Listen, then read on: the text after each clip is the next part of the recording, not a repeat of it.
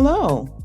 It's my pleasure to be here today as part of this Maryland Climate Tech presentation. My name is Glenna Cush, and I'm the founder and director of Maker to Mogul. And today we're going to talk about small business growth and how you as a entrepreneur can get into the small business space in sustainability and beyond sustainability. So we're going to talk a little bit about my organization and the resources that are available to entrepreneurs in that space. So first of all, Maker to Mogul is a organization, a community actually, that provides support to women entrepreneurs in the maker and creative space. And someone may say, well, what is someone in the maker and creative space doing talking about sustainability? Well, it's an important part because people don't realize that everything that we put into the environment impacts how we breathe, how we, take in elements and things like that. So when you have the opportunity to educate someone on the types of materials that they use, the way that they produce those things, the commodities that they use, it's very important. And I appreciate being able to have that opportunity. So we provide a lot of different services, but just a little bit about me. I'm a 35-year veteran of the small business community. Um, I've served as a subject matter expert, and I'm on a number of different boards which provide support to small businesses in all phases of their development. So, as I said today, we're going to talk a little bit more about sustainability and how those who are interested can get into that particular business. The services that we provide through Maker to Mogul are mentoring, consulting, workshops. We help people place their products, resource development, and we have an amazing staff of experts that lend their time to help other entrepreneurs. These are women who I call my she-suite, and these are women who are able to bring their expertise because they recognize the importance because they've been in the trenches and they know what it's like to fail forward, as we like to say. And so they support me in the efforts that we bring to the table to support small businesses, particularly women small businesses in the maker and creative space. It's an amazing community that we have. Everyone supports everyone. And again, the reason that I'm interested and delighted to bring this information forward is because of the environment. People are making a number of different products, and when you have a choice between what material you use, how you produce your product, it can make a difference in the environment. Where you source your products from can make a difference in the environment. So we are taking the a leap and taking the opportunity to educate those that we can that you can make a choice. It's not just about whatever's on sale, things like that. You get to make a choice, and if you make a choice that's going to be a positive impact on the environment, that's always a good thing. So let's talk about why Maryland is a great state. Now, my presentation today is going to be about services and opportunities within the state of Maryland because that's where I live and have more knowledge of. However, that's not to say that other states don't have the same resources that you can take advantage of. So as I talk about these different things, just make note of them, and then you can look in your own state or area for the equivalent organization that may be able to provide that same service. So, first of all, why is Maryland a great space or a great location to conduct or start a green-based business? And one of the reasons is because they're very forward thinking as it relates to clean energy, restoring the Chesapeake Bay. There are a number of large projects there. And they're very much involved in climate technology and making sure that there are resources and opportunities available for people because they see that, the future could be very bleak if we don't take the time now to make sure that we are doing things to protect the environment and to ensure that generations behind us have the resources that they need and have the opportunity to have clean air and more efficient way to do things. So Maryland is a great state for that. They have a lot of funding options, which I'll talk a little bit about, and the opportunity for public-private partnerships, which is a great way for small businesses to partner up with other organizations within the state to jointly pursue different projects. And I always tell small businesses, you don't have to go it alone. You have a number of different options as it relates to the local community, the state level, and then always the university level as well. So that's also a great opportunity and a way to engage. There are also a number of state-backed initiative programs. So a lot of times people talk about getting grants and funding their projects. There are a lot of initiatives that can help people save on taxes and things like that. So it isn't just about finding the free money, which of course that's a great thing if free money is available, but you can also be very creative in how you access different pots of money, different pots of resources that are available. And there's also access to clean energy dollars. So we'll talk a little bit about that as we move through the presentation as well. All right. So when you're starting a business, first thing to do is make sure that it is properly registered. So there's Small Business Express, which is available in the state of Maryland. You pick your foundation for your business, what's your legal structure, get your EIN number, and things like that. And you want to understand what requirements may be necessary for you to adhere to from an environmental standpoint so that you can successfully do business. And I've listed here for you the website that is available that you can register your business. If you're already registered, great. The next step for you is to then reach out to the free support. State of Maryland has great support organizations that specifically work with small businesses in various stages of development. So the first one that I recommend is the Maryland Small Business Development Center. They are a statewide organization and they are funded through a combination of state, federal, and local dollars.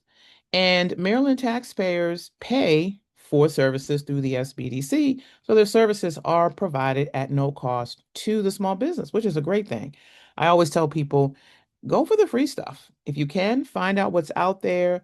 A lot of times, the consultants that work for the SBDC have resources that you may not be aware of. They may have relationships that you may not be aware of that they can point you in the right direction and help you structure your idea, determine if your idea is feasible, determine whether or not there's funding available through the various programs that you can access to do that. So definitely start with the SBDC. If you're a veteran, you can take advantage of services available through the Veterans Business Outreach Center. That's specifically targeting um, those who are formerly in the military, any branch of the military service, as well as spouses of those who have been in the military as well. So they have a variety of resources available. And then we move on down the line to women's business centers.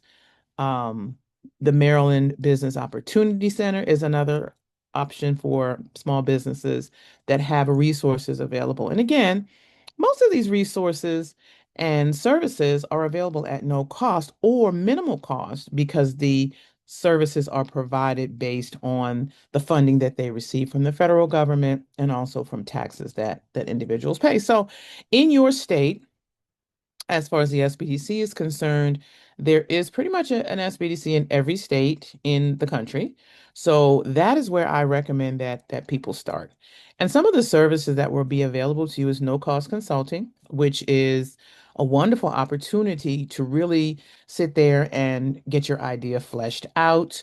The consultants, a lot of them have specific areas of expertise. They have themselves been business owners or they have relationships within the banking community. They may have relationships within the federal government, so that if you're looking to do business with the government, state, federal, local jurisdictions, they can help guide you in that process. They also have a number of different workshops, training opportunities that are available for you to take advantage of. So, pursue what's available to you at no cost. Start there because the more you educate yourself about what services are available and what your needs are, the better able they will be to service you and help guide you in the right direction and put you on the right path towards success. Next thing we're going to talk about is technical assistance specifically for environmental issues, compliance, and things like that. So in the state of Maryland, we have the Department of Environment.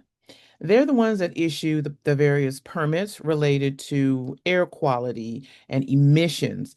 Pretty much every state has guidelines as they relate to the emissions and the gases that can be legally put off and things like that. So, if you have a project in mind or a business that you want to start, you want to make sure once you get your business established, start working with a small business agency, then you want to reach out to the Department of Environment and the EPA as well, because they have certain guidelines that you must follow, compliance, Clean Air Act guidance, and things like that. You want to start those conversations as early as you possibly can, because one of the things I've seen, unfortunately, is someone creating their business in a vacuum. They kind of sit there and go, "Oh, this would be such a great idea." And, somebody said it's a smart thing for me to do. And they just plunge forward and they just rolling down the path to creating this business. And then they get deep into it and realize they have spent a lot of money and it's not something that the state would approve. They can't get the compliance. They can't get the licensing that goes along with this idea that they have. So start the conversation early so that you can have the ability to pivot as needed. That's going to be very important for you. So, where is the money? That's something that everybody wants to know. And where's the free money? That's the other thing everybody wants to know. So the good news is, as I said, because Maryland is so forward thinking in their consciousness about the environment and things like that, there are a number of different options available. So again, we talked about the Maryland Department of Environment. There are a multitude of grants that they have, and they have programs to support air quality, pollution reduction, renewable energy, clean water infrastructure, and things like that. And we also have the Maryland Energy Administration. They have grants as well, loans, rebates. And like I talked before, sometimes it's not necessarily a grant that you can get, but there are tax incentives. So if you're located in a specific place, or if your building is efficient, or the process that you use to create your product or the service you provide is somehow efficient, then you'll be able to take advantage of some tax incentives, which could be a significant savings for your business. So you want to look at different things like that. There's also funding available to upgrade. So if you can get equipment that will be more efficient to produce your product, they can help you pay for that through some of these grants. So while it may not be money in your hand directly, it is a definite savings to you because now you don't have to utilize the resources to get those things done and to purchase those products. Um, there's the Smart Energy Communities Grant Program and the state small business grant programs. Again, Maryland is very environmentally conscious and they want to make sure that emissions and certain other VOCs and all those things are not high. And so anything that they can do to support small businesses and other businesses who are trying to ensure that the environment is clean and clear and we're all breathing fresh air, they have programs to support that and funding available to do that. We also have clean air and pollution reduction grants, right? Um, if you have an idea for something that will help reduce emissions, and a clean tech related business, there's funding available for that. Now, I will be honest and say that some funding has been cut in recent years, but the state of Maryland really tries to protect the funding that they have available for environmental things. So you're at an advantage in this state anyway. But definitely if you are outside of Maryland, there are programs available on the federal level. So there's an equivalent program that may be available federally to support your endeavor. So definitely take a look at that. Outside of grants, there are other funding programs. The SBA, for example, has the 504 Green Loan Program, and that program provides funding to purchase real estate. Um, and you get significant discounts if that building is environmentally sound and if it utilizes the practices that will keep not just the employees safe, but also consumers and anyone who may walk through those doors. So they have opportunities available to help businesses expand into a more energy efficient building. So definitely take a look at that. And there's something else called the Commercial Property Assessed Clean Energy Program. That's another program that helps commercial property owners to access energy and water efficiency tools and things like that. So you also have the Maryland Clean Energy Capital Fund. So again, these are funds that do have to be paid back. But for example, with the SBA, interest rates are typically much lower than going into a traditional commercial source, especially if you are doing something that is going to be beneficial and help the environment in some way and the community that the business is located in as well. So, just taking a look at this infographic here, you can see that in Maryland, there is a really great ecosystem. So, you start your business, you have access to a number of different resources and programs to help you support you in your endeavor and in your efforts to grow or start up your business. And I think any business, whether or not they're engaged in something specifically environmental, there are things that you can do just as a regular business owner. For example, if you're in retail, it's not just about the building that you're in, while that is important. Also think about where you source your products. Okay. What we have now, especially in say the retail world, is a lot of competition from companies that produce clothing and other material in a way that is not necessarily the most efficient and is extremely wasteful because the clothing sometimes has chemicals on it. Sometimes the clothing does not biodegrade. And so you have landfills that are totally filled with clothing that is of no use to anybody, and it can't even be broken down to be turned into something else. So, as a small business, it isn't just about the building that you're in, it's also about how you create the product, the resources that you use, and the sourcing that you tap into to get the products that you are then putting back out there into the environment. So, definitely take a look at some of the programs that are available through the state of Maryland for supporting your small business endeavors. You have the rebates, as I mentioned, you have small business assistance through these various agencies and organizations. Even within certain counties, there are initiatives that you can stack. So you may get a grant from one organization, a loan from another organization, and then the county may have some resources available to assist you with supporting that business endeavor. So, just some general tips. If you're starting a business or growing a business, building a business, here's some things that I think you really want to um, take advantage of and think about. You want to take a look at what the state priorities are. And the more closely your business or your idea aligns with what the state is already doing or thinking about doing, the better position you'll be in to receive funding or be able to be part of a project that they're working on. They prioritize clean energy, anything related to the climate and technology. Maryland is a big technology state, so if you have some type of technology that can help create a more sustainable and beneficial environment, definitely you want to take a look at that and pursue that. But take a little time to research what the state of Maryland is doing and what their priorities are so that you can determine if your business aligns with that or if you need to tweak it a little bit so that it would more significantly align and have and give you a greater opportunity. Leverage local resources. Again, the small business agencies, economic development agencies in your local community, their legislators there, they're interested in the environment because this is where they live. This is their community as well.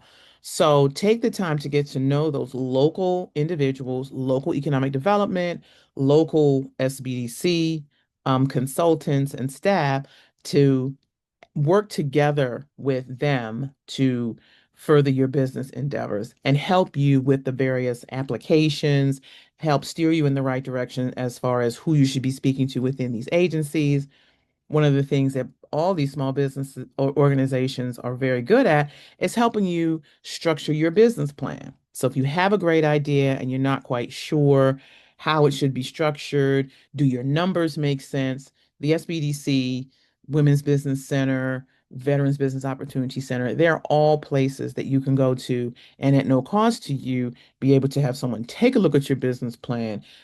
There's even a program, it's a federal program. It's called SBIR, Small Business Innovative Research, which is also a grant. But if you have a invention that can be used environmentally in any area of the federal government, there's funds available for you to help develop that product. So you don't even have to have it completely done. It could be just an idea phase, and you have the opportunity to pitch that, get funding for that first phase to develop that prototype, then funding for the second phase to continue on and fully develop the product. So there's certain guidelines that go along with that, but these are things that you can discuss with your consultant to determine what avenue, what best path that you can take to be successful. You want to also think about those tax incentives that I mentioned before. There are different rebates, low cost financing. So everybody wants to say, "Oh, I just want a grant because all this money is out there," but that's not always an easy path as people think that it is. And if that's your primary objective, um, you're going to find the competition is very high and the resources from a grant perspective are very low.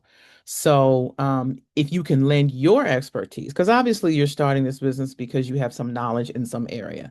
And a lot of times they're looking for people to contribute to the conversation. Say, for example, if you do some research and determine what Maryland may be doing or your own state may be doing as it relates to energy efficiencies and things like that, and they want the voice of the community. They want people to contribute to that conversation. You could be that person that contributes to that conversation in a substantive way, which then gives them the thought that, okay, this person really knows what they're talking about. So then when you go back to say, okay, now this is my business and this is what I want to do, then you have a better leg to stand on and you have the support of your state and local governments to assist you, as well as the other resource partners that are available. The other thing you want to think about doing is potentially partnering with a nonprofit. If you're a for-profit business, there are ways that you can partner and have, they call it a fiscal sponsor. That's a nonprofit whose interests and mission align with yours. And when you can find someone who does have a mission and vision that aligns with yours, then together you can go after some grants, and that nonprofit can be your fiscal sponsor to be able to pursue those funds. So that's the good news because a lot of people think that they have to be a nonprofit to go after nonprofit funds, but that's not the case. As a fiscal sponsor, they have certain responsibilities, record keeping, and a number of things like that. But it's also a great opportunity to leverage what already exists out there and work with another entity, so that you're not going it alone. A lot of small businesses are one in mom and pop, one and two, people operations, sometimes less than that. But if you can get support from another entity through a nonprofit relationship, a fiscal sponsor, then that allows the doors to be open a little bit wider for you. So take a look at some of those types of things for collaboration and being able to access resources that you might not otherwise be able to access. So those are the tips that I would provide. I don't know if anybody has any other questions. You can reach out to us directly. Our services include, like I said, the community, but also we do individual consulting to assist people in the maker space. So if you're looking to have a product that you are producing as a maker, then that's definitely something that we can assist you with. So there's my information on the screen, and I am happy to respond to you and talk to you a little bit more. Absolutely. Glenna, do you have a few minutes for some questions? I absolutely do. Thank you. Awesome. Great presentation. Thank you so much.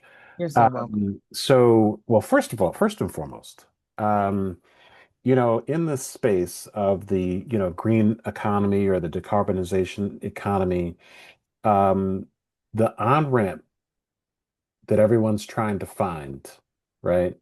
Um, is only talked about in a workforce development perspective. Very rarely is it talked about from an entrepreneurial perspective. Hmm. And you have carved out a very unique niche in regards to being able to educate our viewers, our audience on, if you want to become an entrepreneur in this space, there is a pathway to do it, and here are the different steps that you need to take. So I appreciate you outlining that. And I guess the first question I have is why do you think that everything is kind of towards workforce development, where you're making, barely making minimum wage, and there's not a lot of energy and effort to show people a pathway to entrepreneurship in this decarbonization economy? Well, that's an interesting question, and thank you for asking it. I think primarily there are a lot of businesses, larger businesses that have a number of different products that they've, filters and different types of things that help to clean the air and create a safer environment just from a commercial standpoint, buildings and things like that. And so they're looking for people to work in those spaces and get the technical skill sets to be able to produce those things. But I still believe that there are quite a few ideas that have not even come to the forefront.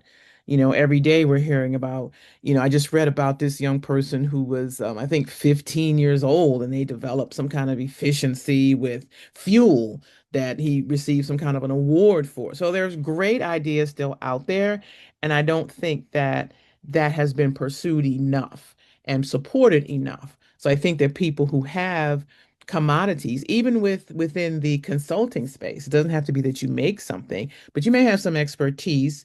Recently we've had a reduction in, federal government workforce, but people have come with wealth of knowledge from some of these very agencies that people are going after to pursue this funding.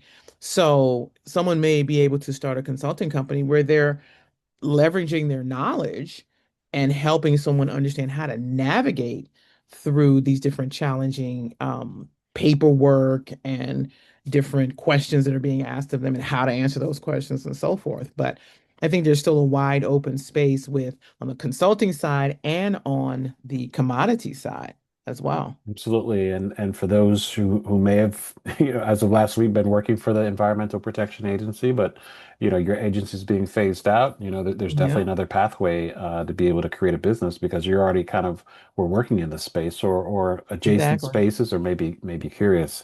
So Maker to Mogul empowers women. Um, you said I think that was the first sentence, but I'm a part of Maker to Mogul. You're my mentor. So can you talk to the guys a little bit about Well, how I they can. embrace? I can. That's why we started the consulting arm. Okay. Yeah, we started the consulting arm because I was approached by a lot of non-women who wanted to take advantage of our services. And so that's where the consulting comes in. So it's a little bit more one-on-one, and it allows us to provide you with targeted assistance specific to the concerns and questions that you have. And I just want to go back to what you were saying about the EPA and some of these other agencies, either closing down or downsizing or whatever, that does not negate the need for the different things that they were providing before. So what's Right. happening now is Right. those people are now hiring consultants. So the Mhm. same, the agency may have dissolved, or they're calling it something else, but it's doing the same thing, and they still need the expertise. That's not as widely discussed, but that is the reality that there is still a need for the expertise that existed. And so now that creates an opportunity for those who were once in those organizations to now maybe write their own ticket a little bit because you have a level of knowledge and expertise that does not exist Insider, elsewhere they've got that insider they still knowledge. need. They've got insider knowledge, right? Yeah, they have insider knowledge, and you can just jump straight ahead to move to the head of the class, as they say, Hmm. Hmm. with the information that you have there. So, yeah, Absolutely. definitely some opportunities. It seems as though, and I'm glad we're having this conversation because, like I said, it's very rare to hear people talk about kind of the entrepreneurial pathway to this on-ramp. Yeah, And well, you might hear it at the university level, but then that's often tied to, PhDs and academics and right. researchers and university level IP, right? They want to own your intellectual property. Like the university will help you fund it, but then they want to own the IP to it. And that's generally where you hear the entrepreneurial path. But for people, who are not, that fortunate to go that route, the fact that there's a resource like what you're offering to be able to educate them on the tips and tricks to Yeah. kind of get it done, I think is amazing.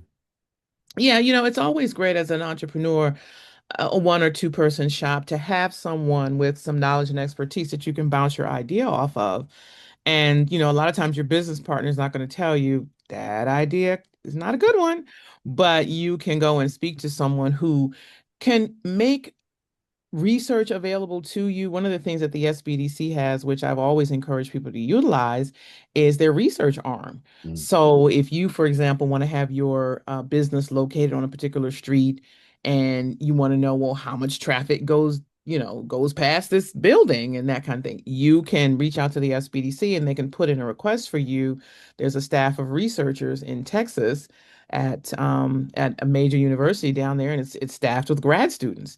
So you put in your request and they will get to work finding out the information that you need. So, it's easy to think that research is not available, resources are not available. You just have to know where to look. It's out there. Mhm. It's out there and it's available to you at no cost or very minimal cost to be able to avail yourself of these things. So I think there's still a lot to be discovered. There's still a lot of innovation out there. There's still a lot of opportunity. Wind energy is something that's big as well. All these things related to efficiencies, even the smallest things like air quality and educating people about that. I'm working on a project right now about that, just helping people to understand little things that they can do to enhance the quality of the air in their own home. Hey, let's talk about that, okay? Because Okay. because you know, um, Glenna knows that I'm in the real-time indoor air quality space. She knows I don't leave home without my indoor air quality monitors. She's got Absolutely. one too. I've I've got converted one Glenna too. I've converted Glenna into an indoor air quality geek. And Yes. she sends me screenshots of her air quality monitor and her travels. But she, as part of this network, she connected me with shouts out to Colette Coakley with the Forward Women's Leadership Forum because she was looking to pursue a grant, a small grant through Baltimore Gas and Electric (BGE), and so Glenna connected Colette with me, and then we got together and actually submitted. I created the project narrative based on what we call the 30-day healthy home checkup, and then we submitted the grant and won the grant actually. And so now, we are monitoring close to our goal is to get to 100 homes within the next 8 months. We've already measured probably about 2 dozen, but we place the air quality monitor in the home for 30 days and do what's called a 30-day healthy home checkup. And you'll see a flyer on the screen where you can scan the QR code and sign up. It's at no cost to the occupant, as long as you're in the BGE territory, meaning you get a BGE bill. So whether you're a tenant or an owner, occupied property, you can participate. But that's one, huge benefit of being part of Glenna's Make It a Mocha network is these types of, introductions that can happen at a high level. And that has since kind of transitioned us into doing, zero displacement retrofits, and we've kind of gone a little bit deeper with that. But another thing that being a part of this network, I think about over the summertime, Glenna had brought to my attention the fiscal sponsor. She talked a little bit about it in her presentation, and looking at that as a resource. Concierge is a for-profit company, but we do social impact work. And maybe aligning with a fiscal sponsor might be a great idea. Well, Maryland Climate Tech 2026 is a fiscally sponsored event. This is our annual fundraising event for our Healthy Home Rescue Program. And I couldn't thank you enough, Glenna, for at least making that suggestion to pursue Absolutely. that path. So we, did our research and then, aligned ourselves with a fiscal sponsor to be able to do this. So that's a huge bonus to being a part of this network. Yeah, it's all about building a better mousetrap, one, and also finding the different points of entry. Sometimes there's the back door, sometimes there's the side, sometimes you got to climb through the window, but you can still You can still get out. I remember, when we were younger and, your latchkey kid, you got the key around your neck, but then sometimes you don't know what you did with the key. You might have put it in your locker, but you can't tell your mom you can't find the key. So you got to get in the house some kind of way. So you have to find a different access point to get in there. And it's true in things in life and just flipping things on its head sometimes. I mean, I think the more the consumer is educated. I mean, it wasn't until I started using the air quality monitor and taking it with me. It's just a small thing I have in my purse. But sometimes I'd be in a hotel or another building and I couldn't understand, why am I all of a sudden congested? Why are my eyes watering? What is going on? I had no clue. And it wasn't until I became educated as a consumer to say, oh, the air quality is bad. And sure enough, now that I have the monitor, I look at it and go, okay, Hmm. look at these numbers. They're off the rails. Hmm. And it's not to say you just get up and run, but okay, I've got to go and access some fresh air. Open a window, open a door, sit by a window, leave the room, go outside, things like that that you can do. But I think the more the consumers are educated, the more they will demand certain things because now they know about those certain Right. things. It's kind of like, if I'm buying a house now, I may ask different questions Hmm. about, what kinds of materials are being used or what kind of airflow is there so that I can make sure that it's a healthy environment for me. So I think that's what's going to create some of the differences and opportunities for small businesses to arrive because the consumer is going to demand it, Yeah. right? Yeah. And once the consumer demands it, the need is there to create it, create that space. Yep, yep. So it's whenever Glenn and I get together, we whip out our air quality monitors and comparing numbers. And They people, I sync know up. people look at us like, what are they doing? Yes. Yeah, let me tell you, at a meeting, it's like, and sometimes meetings are full of hot air, depending on who's talking.